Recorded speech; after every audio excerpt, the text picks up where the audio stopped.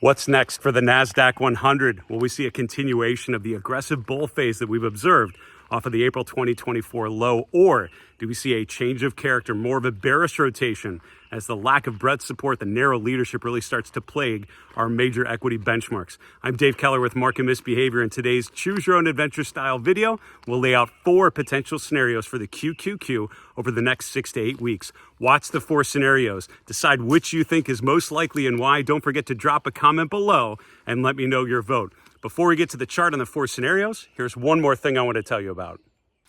I spent many years earlier in my career working for large financial institutions. And when I left the institutional world, I remember thinking, what am I going to do to replace these big, expensive, but powerful institutional investing platforms that I've had access to this whole time? There is an option now for individual investors and financial advisors, and it's called Koifin. Koifin really combines some of those great capabilities of the big, expensive institutional platforms, along with some capabilities really optimized for financial advisors and high net worth individuals, and puts it in a very low cost, underpriced package on a web-based platform compared to the possibilities that you can achieve by using said platform. When I use Koifin every day, I like to look at global markets, things like China and India, developed Europe. Think about how I relate those patterns and movements to what I'm seeing here in the US, which is my primary area of focus. I love being able to look at other asset classes like futures, commodities, currencies, interest rates, global bond markets, and really think about the message outside the US and in other asset classes outside of equities and ETFs.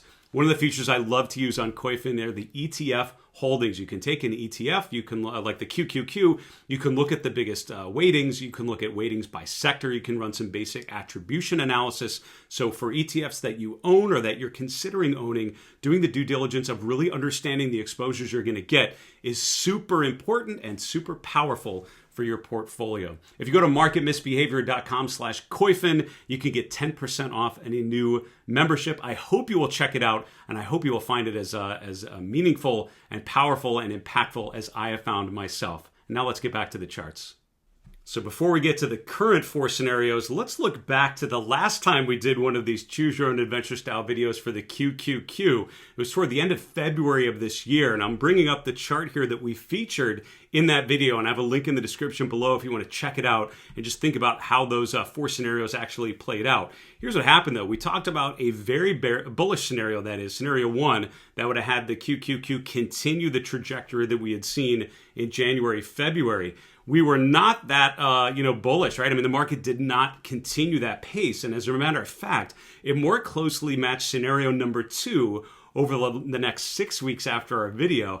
You can see it almost matched perfectly this arrow with a little bit of volatility. That was the mildly bullish scenario, basically saying we'd continue to drift higher, but not to the degree that we had advanced so far in the first quarter. It was a higher but slower, which ended up being pretty close. Now, soon after that 6-week cutoff, we actually ended up lining up almost perfectly with scenario 3. So if you voted on 2 or 3, you were probably both right and both a little bit wrong, right? We did sort of follow that trajectory of scenario number 2, but soon after, we did end up getting almost exactly where I had this arrow aiming, which is around 410, 415 for the QQQ. Of course, the super bearish scenario, we never got nearly that negative. Once we pulled back to around 410, 415 on the QQQ in April, that was the low. We've had strength, obviously, since then. That brings us to our current chart again, sort of revisiting this idea of 4 potential scenarios. And as a reminder, this is an exercise in what's called probabilistic analysis. Instead of just thinking, I'm bullish, placing your bets, and then it's just assuming you're going to be right, it's just forcing you to think about different bullish and bearish scenarios. Really put your head on, your thinking cap on if you can, and really think about each of those different scenarios. What would actually happen in that scenario? What would cause those events to happen? What would the Fed do? What would interest rates do? What would the dollar do? What types of stocks would probably do well or do poorly in each of these different scenarios? Think about how likely you see these different scenarios and how they may be. And what is really helpful about this is it forces you to think about a super bearish scenario that may be unlikely but possible, and a very bearish scenario, which again, highly unlikely but possible, just to stretch your thinking a little bit. And then whatever happens over the next 6 to 8 weeks, at least you've already thought through what that might look like, what that might feel like, what it might mean for your portfolio, and where you may need to take a little bit of action to protect yourself or take advantage of market upside or downside. So here are the 4 scenarios. Scenario 1, The super bullish scenario, this would be a continuation of the trend that we've had off of the April lows. If you look from the third week in April to where we're at now in mid-June, the Nasdaq has essentially been in a relentless climb. We've had a couple brief drawdowns in late April, another one in late May, but overall, we keep making a pattern of higher highs and higher lows. So the slope of arrow number 1 really shows you the slope of this market, and that would say through the end of June and indeed through the end of July into early August, we would have no real significant pause in the pace of this advance that we've had off of the April lows.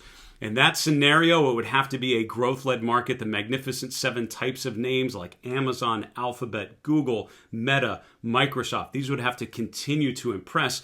Nvidia and other semiconductors would have to continue to have these huge upswings. We would still be talking about the dominance of AI and how that could fuel the market advancing. I would say that scenario number 1 probably would have to include a dramatic improvement in breadth indicators. What's happened now in the last couple weeks, particularly into mid-June, is we've had the market moving higher, but with breadth indicators remaining very weak because those mega cap growth names are still doing quite well. Semiconductors are doing great, but a lot of individual stocks in sectors like financials and industrials and healthcare and elsewhere are really not participating in this most recent advance. So scenario 1 would have to see, I think, a much bigger improvement in breadth indicators than we've seen so far in May and June. Scenario number 2, the mildly bullish scenario, would mean, similar to the scenario 2 last time, we continue to go higher, but at a much lower pace. QQQ 500 is a key price point, I think, to differentiate the very bullish scenario, which would be a QQQ above 500 in the next 6 weeks, versus the mildly bullish scenario, which means we go higher, we probably don't get above the 500 level. So that, 500 level right now would be another 10 to 12% above current levels. So we wouldn't be able to go much further than that. We would still probably see the dominance of the mega cap growth names. Maybe the breadth conditions remain weak.